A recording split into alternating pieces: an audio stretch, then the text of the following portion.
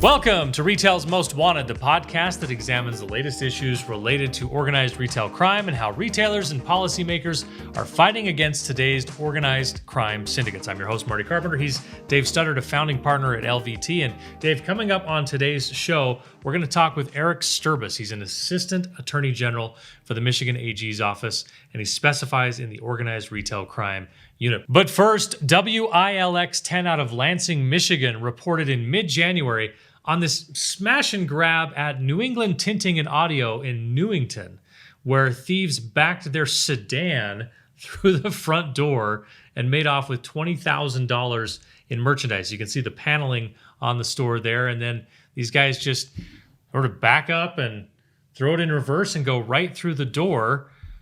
And, they've got these, you see them carrying some merchandise out. Here they are putting the car back through the door. That's how they get in. Pretty incredible that you could just take on that kind of damage to your vehicle and get in. So, Dave, I guess I'm watching this and saying, what does this pattern tell us about the coordination and planning involved in organized retail crime? I guess there's some planning to that. It doesn't look terribly planned. You just coming up with it on the fly to back your car in. Yeah, and your comment about taking on that damage to your car, I would bet that's not their car, right? So it starts with a stolen vehicle.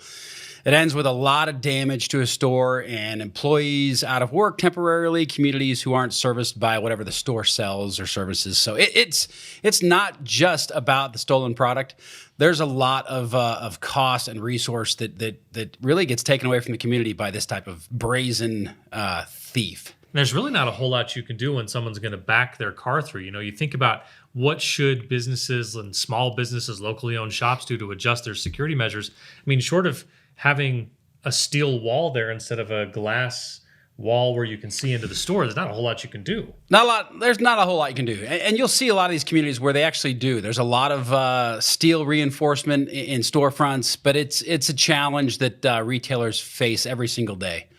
I guess one of the things you could do is put one of those cement barriers kind of out in front of the store to keep a car from getting close enough to the wall there, but it would just stop the car from coming in. Wouldn't really take anything else out of play there. So really interesting stuff. All right, we're going to come back with more on Retail's Most Wanted after this. Retail's Most Wanted is brought to you in partnership with the Attorney General Alliance, where U.S. State Attorneys General collaborate on emerging legal issues and the rule of law at home and across borders. Learn more at agalliance.com. Retail's Most Wanted is brought to you in partnership with LVT, securing physical environments through intelligent automation. Learn more at lvt.com. That's lvt.com.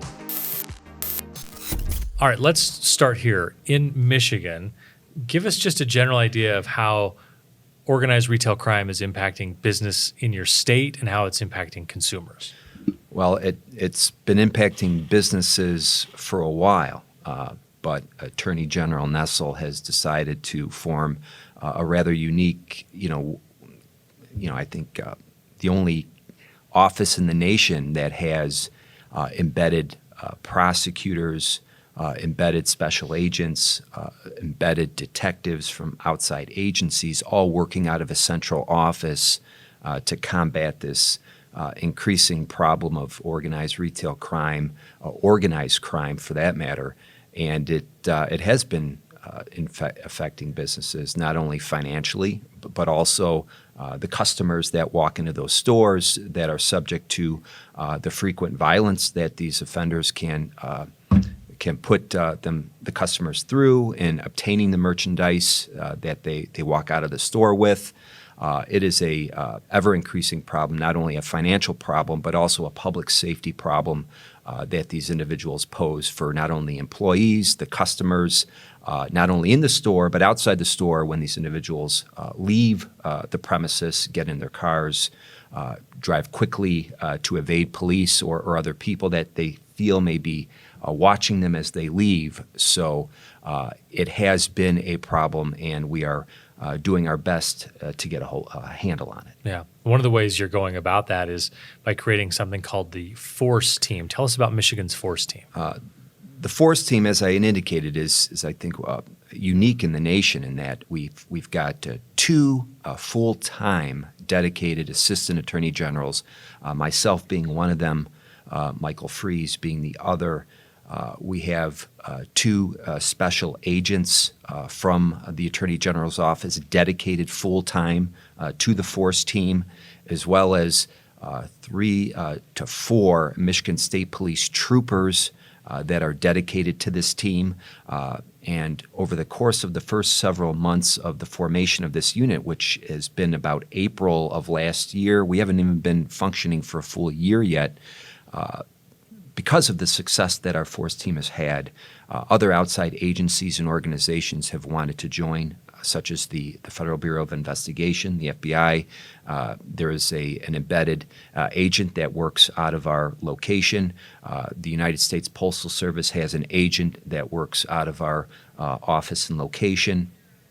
And we are not a remote work Zoom type group.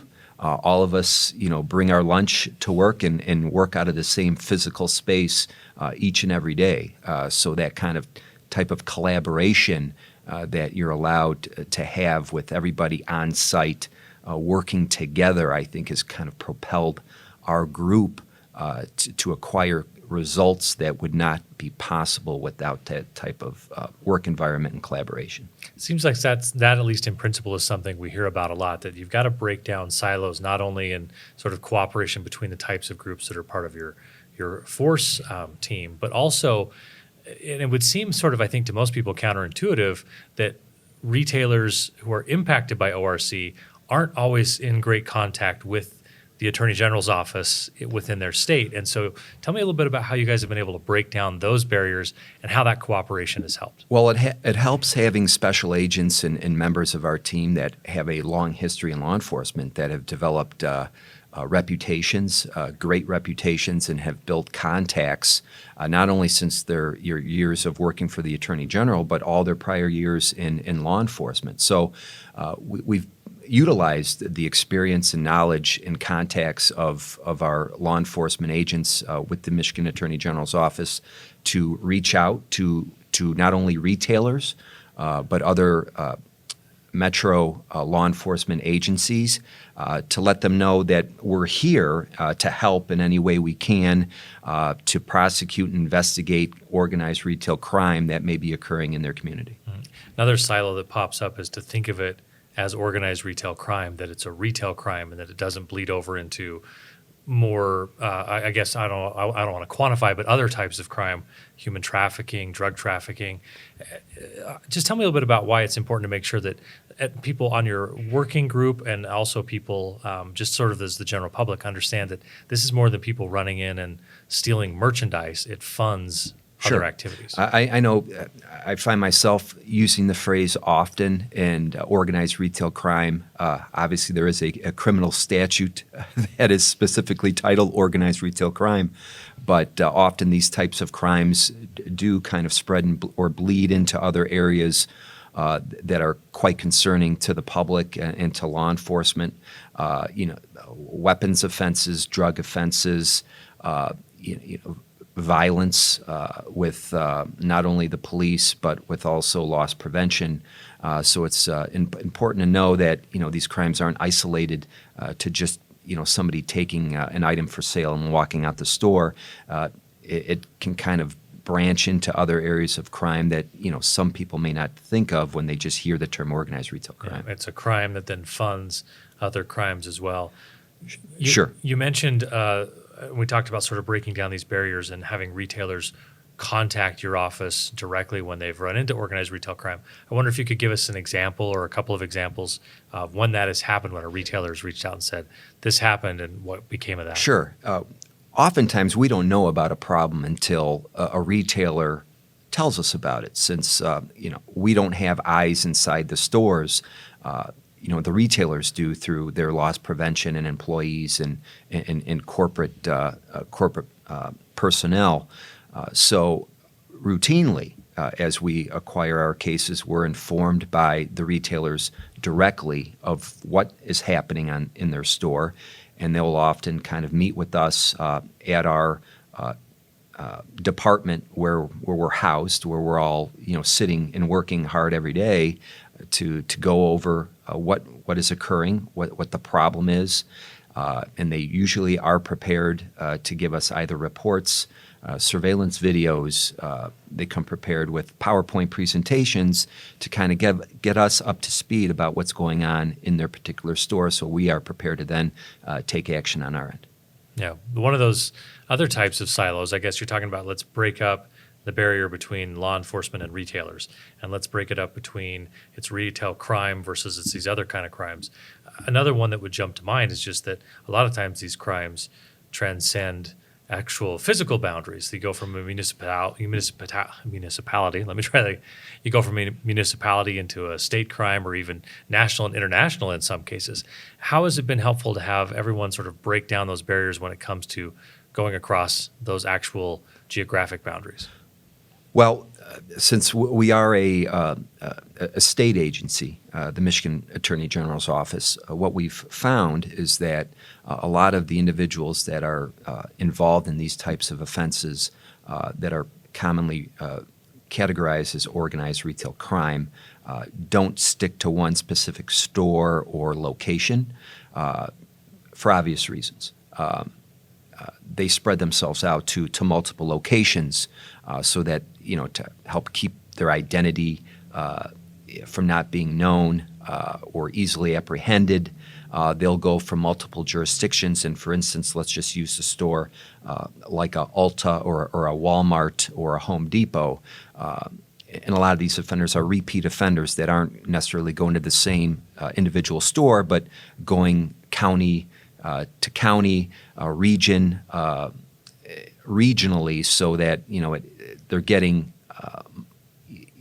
their identity is not being kind of established, since they're kind of spreading themselves out to other stores where they might not be known to those law enforcement personnel. And also, we found that a lot of times these individuals that are going to one store are committing such, a flagrant offense of theft that they're literally emptying the store of their product. So they're only left to going to another store in order to kind of continue to offend, because the prior store they went to is no longer, stocking the items that they're looking to steal. Yeah. Where do you think we are 2 years or 5 years down the road as we, the way we're currently addressing the issue, the way you're currently going about this in Michigan? Obviously, it's impossible to say, boy, you're going to have this problem totally solved in 2 years. But where do you think we're making the biggest difference and the general trajectory that you're on? Well, one thing that Attorney General Nessel, how she has formed this unit is not only just to have it in namesake, as to be kind of something that she could say that she has, but she is very results oriented as an Attorney General, and she's looking for results from our division, from our unit. And I believe in a couple of years already, we're starting to yield results. In just 8 months of our group forming, we've got 25 to 30 ongoing large-scale major investigations. We've also had, in just the 8 months, yielded several prosecutions and convictions for those engaged in organized retail crime, and we're just getting started.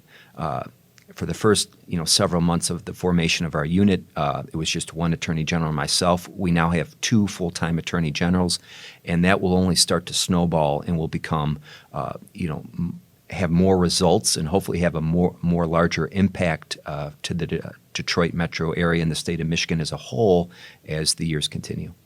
Is there anything I wasn't smart enough to ask you about that I should have asked you?